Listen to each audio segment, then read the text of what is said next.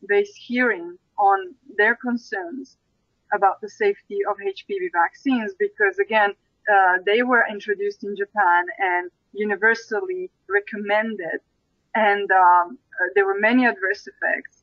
And so after the hearing, which was, I was present at that hearing last year, they decide to basically stop recommending the HPV vaccine. This is in Japan. In you were Japan. At that here? Yeah. Okay. And so again, there are governments that are, I guess, not as corrupt, and they're willing to engage in a rational dialogue. That is, was not aware that Japan had stopped recommending HPV, in large part thanks to your research. The first kind of halt was made in 2013, and then last year it was like reinforced. The problem is that most of this news is in Japanese, and obviously Western media is not going to cover it. But Merck was. There are reports, and Merck was very concerned. I found a report on fierce vaccines, which is the pharma-based is their website, and they were very concerned because of Japanese government and how it's going to affect their sales.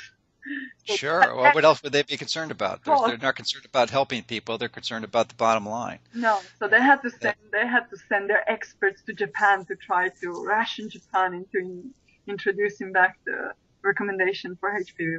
But to this date, it's still not recommended. No, to this date, it's still not recommended. So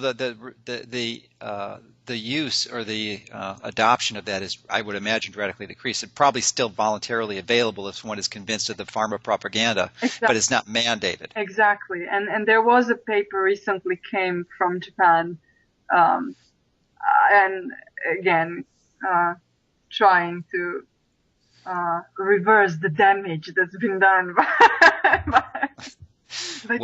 terrible decisions.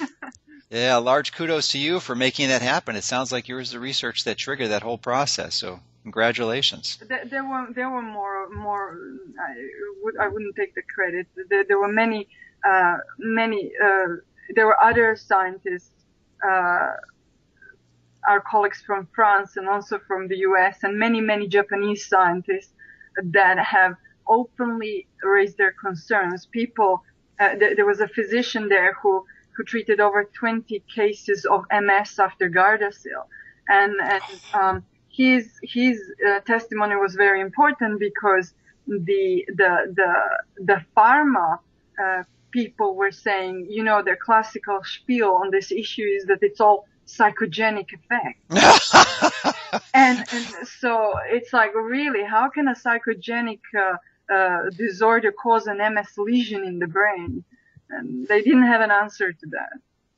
Oh, jeez. And we are talking about perfectly healthy girls that all these problems started in temporal association with the vaccine. So just out of precautionary principle, you would think that they would have the common sense to at least halt the use until more research is done. But no, they just want to force it, and they parrot that it's safe, and they do not have any proof other than manipulated research.